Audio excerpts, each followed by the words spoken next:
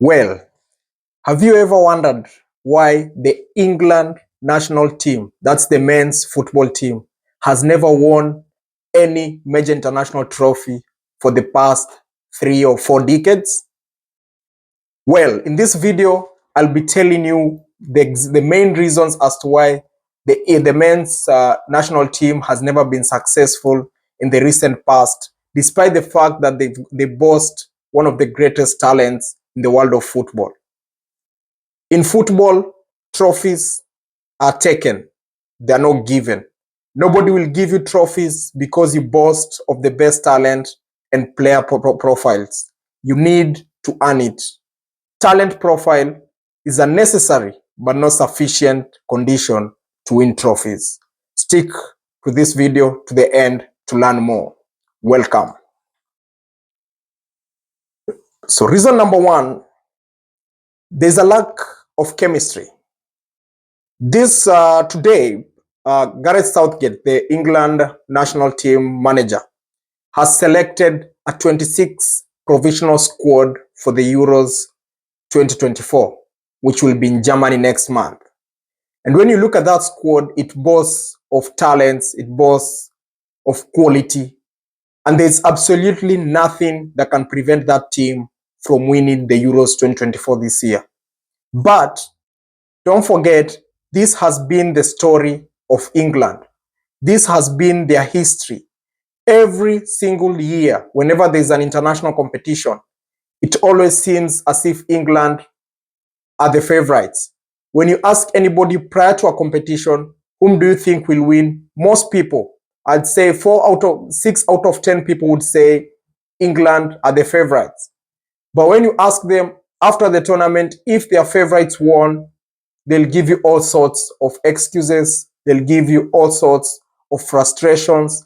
And this is why we lost. This is why England did not do this. And this has been the case for the last 4, 5 World Cups, for the last 4, 5, 6 Euros that have taken place in the recent past. You remember, when you're talking about football and when you're talking about football leagues in the world, we always talk about the big 5 leagues. And the big 5 leagues comprise of the English Premier League, that is in England, the Italian Serie A, the German Bundesliga, the French Ligue 1, and the Spanish La Liga. So these are 5 major countries. That is England, Italy, Spain, Germany, and France. When you look at these other 4 countries, with an exception of England, all of them have won something in the last, let's say, 20 years. When you look at the French, in 2018, they won the World Cup. When you look at Italy, they were the champions in the Euros 2020. When you look at Spain, Spain won the World Cup in 2010. They won the Euros in 2012, and they had won it earlier in 2008. When you look at Germany, Germany won the World Cup in 2014, but you can't say the same for England. When you ask most fans, which is the best league in the world, they say England. But how come the best league in the world, the country with the best league and the best quality in the world, cannot even has come close to winning these major trophies to no success? What are the reasons as to why this has happened? And I've done my research, and I've been studying this English team for the last 6 years, and I've done research into further years prior to when I got to understand the main reason as to why they've never won. So number 1 reason is a lack of chemistry. Whenever you think about England and the squad, you can even look at the squad that Gareth Southgate has announced today. It's full of star players.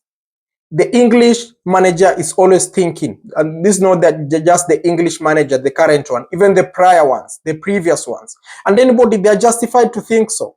They're always thinking about the star players from the big clubs. It is always about the cream of the cream as far as the EPL clubs are concerned. They're always looking for players from Manchester City, players from Man United, players from Arsenal, players from Liverpool, players from Tottenham Hotspur, and many, many other bigger teams across the world. Maybe Real Madrid, they look Bayern Munich for this season, with the case with Harry Kane. But when you have star players, it does not always translate to good chemistry. Mind you, the EPL is the most diverse league in the world as far as team play and tactics are concerned. When you look at how managers approach the EPL, each manager has got their own tactics. So when you bring in players, top players from these players, you should keep in mind that you're bringing players with different talents, players who have been playing the whole season, the entire season, and a specific kind of tactic. And when you bring them together, you'll have a player whose club is used to defending. Others, the club is used to, we use the wing. Others possess. Others counter-attack. So these are players who have adapted to different tactics. And when you bring these players, they will find it difficult to link with one another.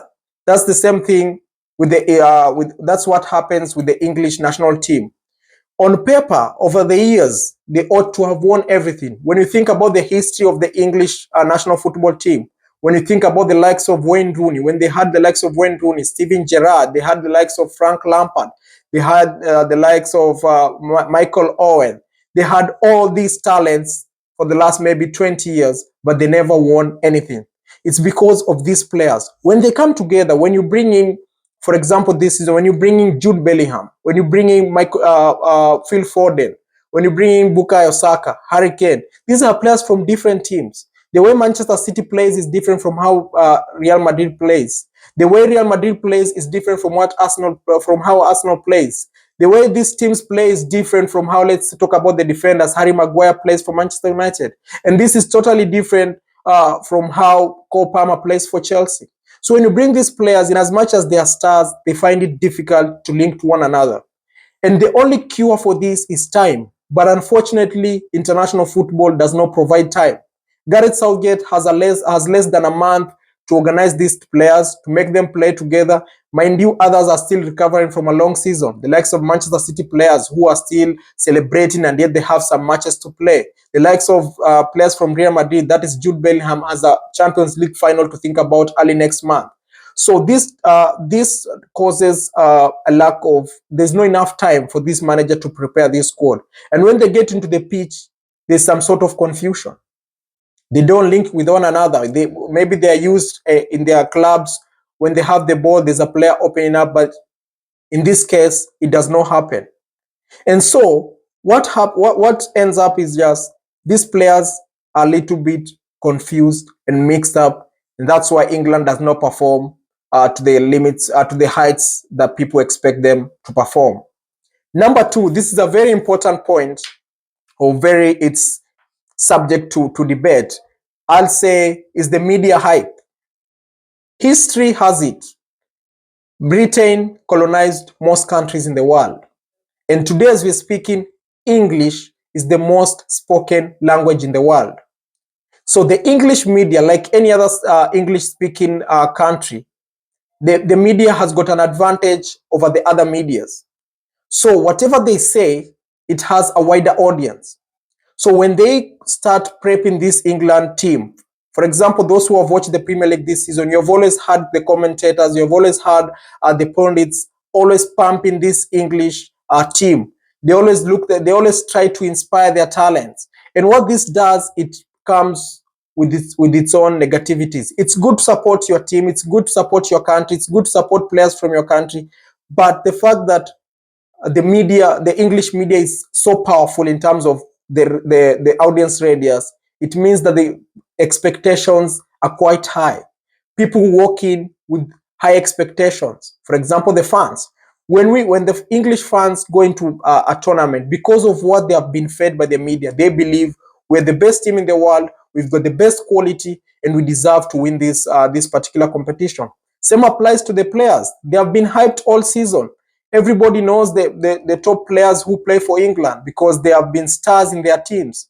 So when they come to England, when they come to play for their national team in international competitions like the Euros next month, these players have got some sort of, they're in their comfort zone. They believe that everything has already been done. They are stars. They believe in themselves, which is a good thing to believe in themselves.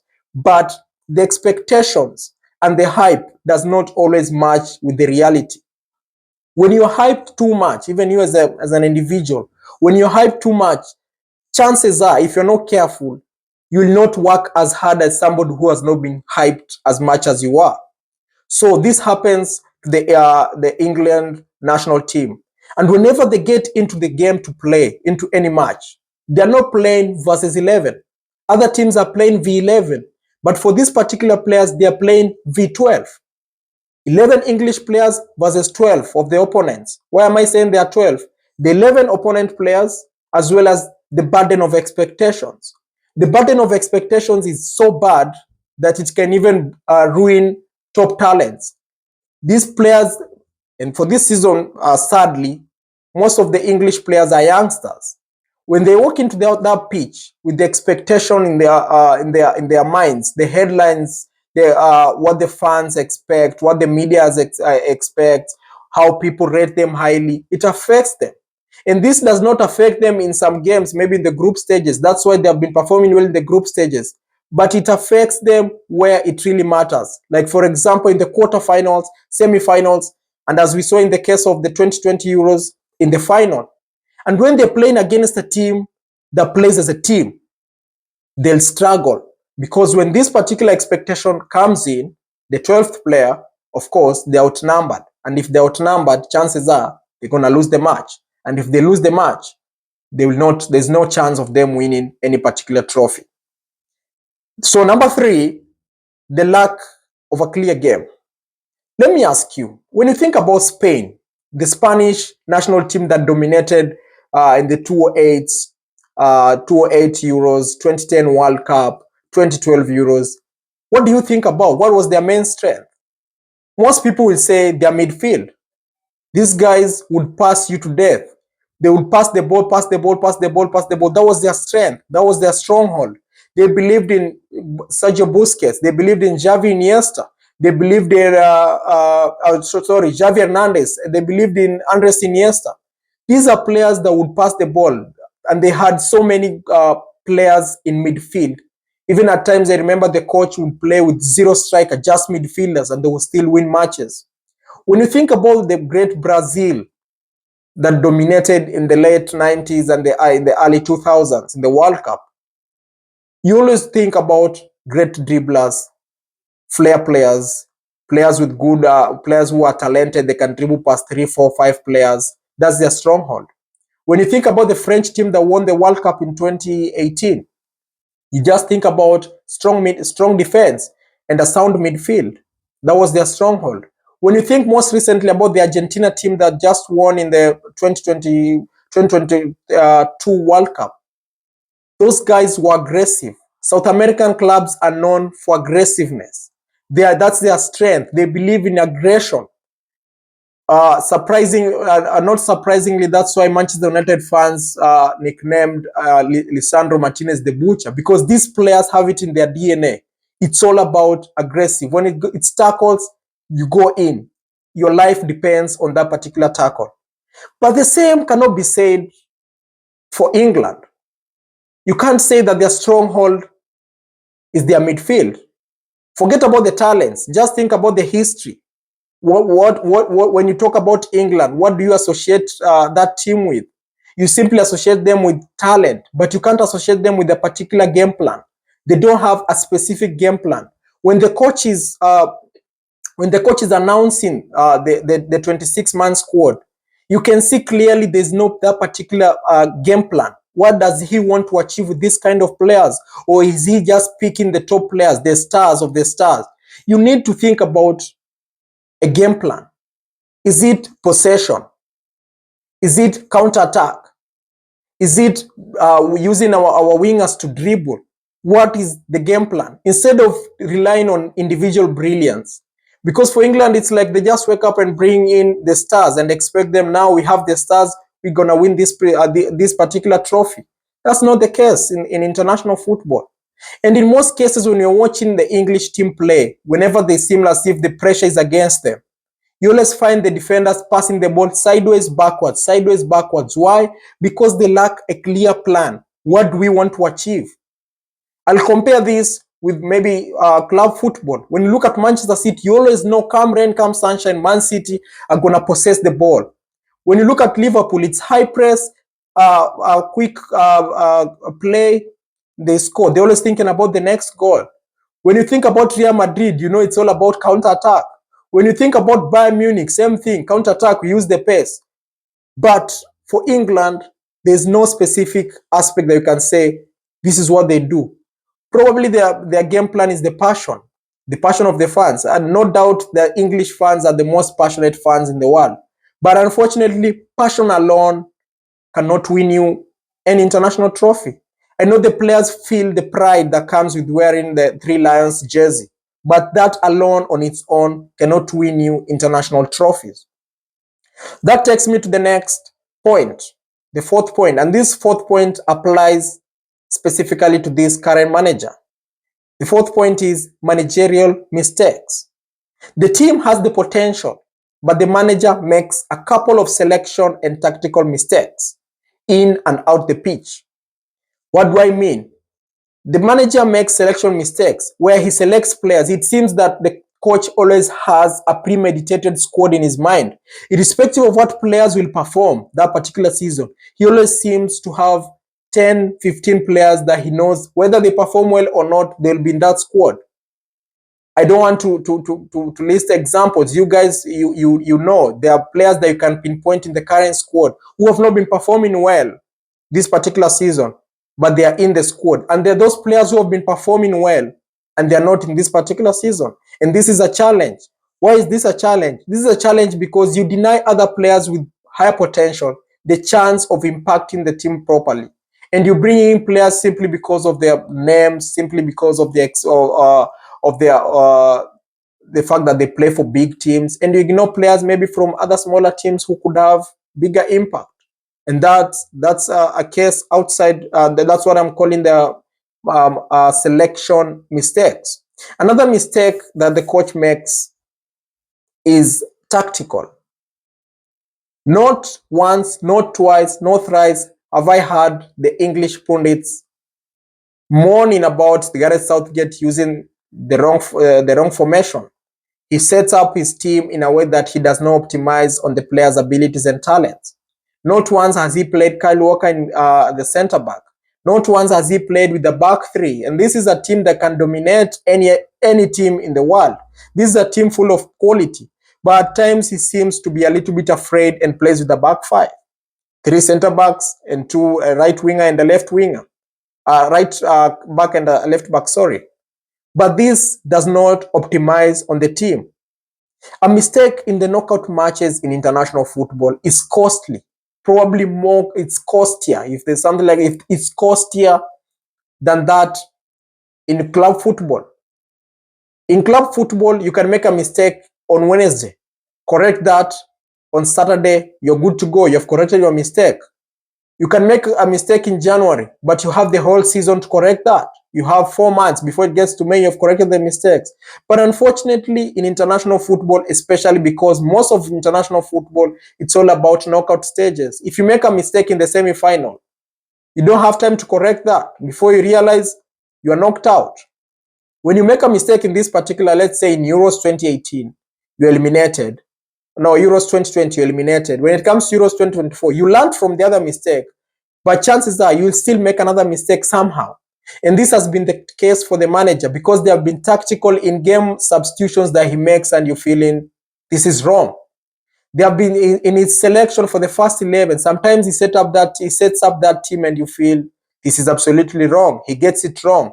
And he has not seemed to learn that quickly. And unfortunately, as I've said, the learning curve in international football is a little bit slower than in club football because of time. And so time is the solution for most of these things that I'm talking about. Managers have perfected in club football and in other teams simply because of time.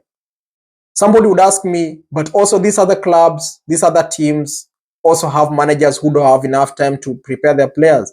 Yes, that's true. But mistakes, it's more individual errors. It's more of your personality, your risk tolerance, your adaptability, your flexibility. and probably how biased are you. If you are too biased, then chances are you'll make more mistakes. These are the managers who have made it in the past. Of course, they learned over time, but most of them, they had the experience and they got it right. Getting it right from the first time is very important, and that will be a backbone for England if they are to win the Euros 2024. Number 5, it's something natural. It's not about the players, it's not about the managers. I'll call it a natural team imbalance. England always seem to have top players every year, but unfortunately, the players on form are always in almost similar positions. What do I mean?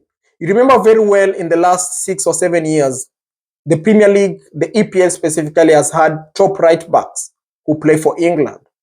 But when you try to list those top right backs, the likes of Kyle Walker, Trent Alexander-Arnold, Reece James, Kieran Trippier, most recently Ben White, these are 5 top players, and each of these players play at the same for the same position. They play in the same position. All of them are right backs. When you look at this season, for example, when you look at the top scorer list in the Premier League, you'll find the likes of Ollie Watkins.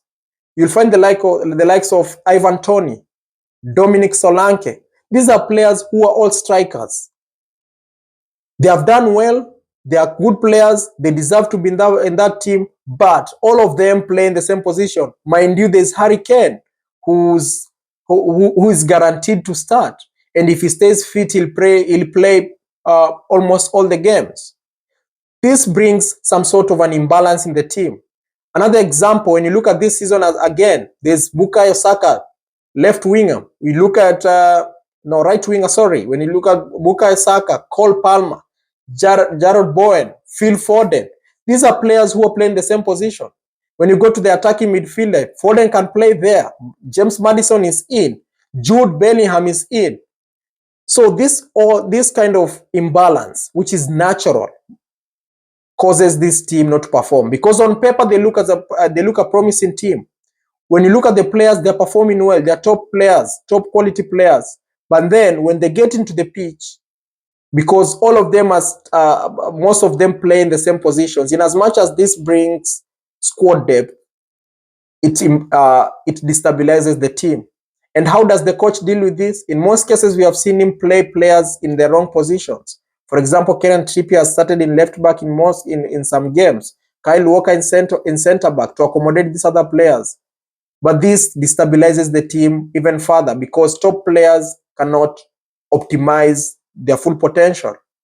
Kyle Walker is used to playing right back for Manchester City. Kieran Trippier is used to playing right back for Newcastle. When you bring this player on the left or the center back, he will not perform to the very top levels that we are used to, or the levels that we expect. And as a result, the team is imbalanced and they end up losing.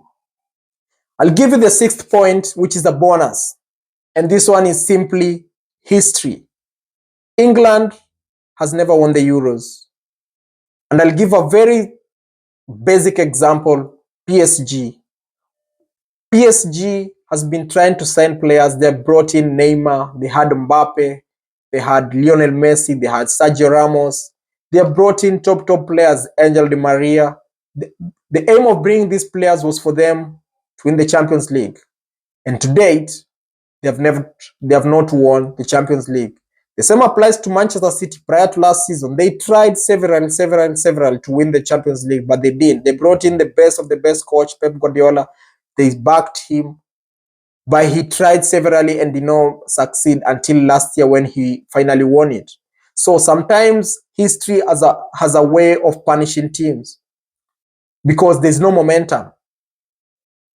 When a team has no history of winning, then it will become more difficult for it to win the first.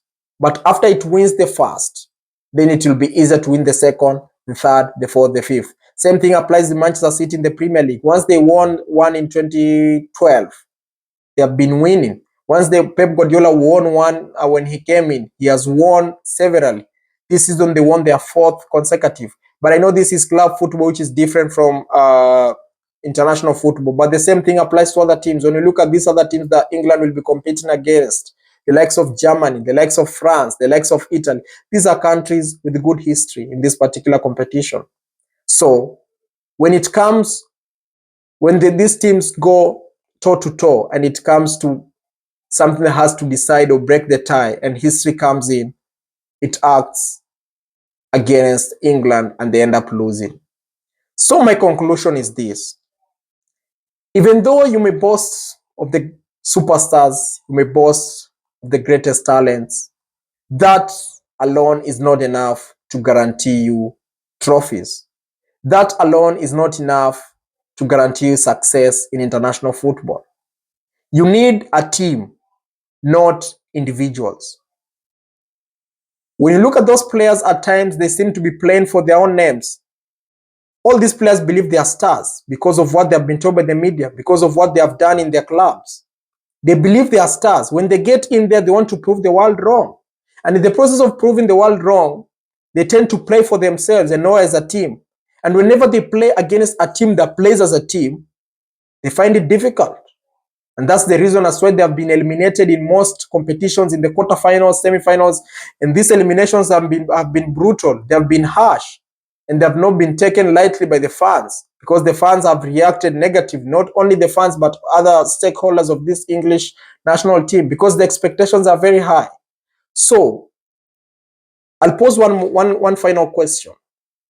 Whenever there's an international competition, have you ever seen any English player making headlines that this has been the star of the tournament, or maybe an uprising star for the tournament? Like, for example, what Renato Sanchez did for Portugal in 2016. Have you ever seen such a thing? Most likely than not, the answer is no. Why? Because England picks players that are already stars. They're already superstars. When Phil Foden performs well in these Euros, it will not come as a surprise. When Jude Bellingham does the same, it won't come as a surprise. Bukayo Saka, Harry Kane, Declan Rice, Kyle Walker, John Stones, Jordan Pickford, all these players are superstars in their own individual teams. They know they are superstars. So when you take superstars, they tend to relax a little bit. I think England needs to incorporate players who feel as if they need to improve a little bit. Those players who still feel they have a point to prove, they'll push this team forward. I'm not saying that they eliminate all these superstars, but the manager should try and mix them a little bit. This season, this year or today, he has announced the squad, which has got a good mix of players. But announcing the squad is one thing, but playing those players is a different thing. If he plays those players and tries to mix, and then he tries to mix these superstars with the players that believe they have something to prove, the likes of Michael Olise, the likes of Terry Mitchell, probably England can achieve something this year in the Euros 2024. Let me know what you guys think. If there's anything that I've left out, if there's anything that you feel I've said it in the wrong way, let me know in the comment section below. Let me know whom you feel, or which team do you think will win the Euros 2024, and whether you feel England will do it again, will do it for the first time this year, or yet again it will end in tears. Thank you, and see you next.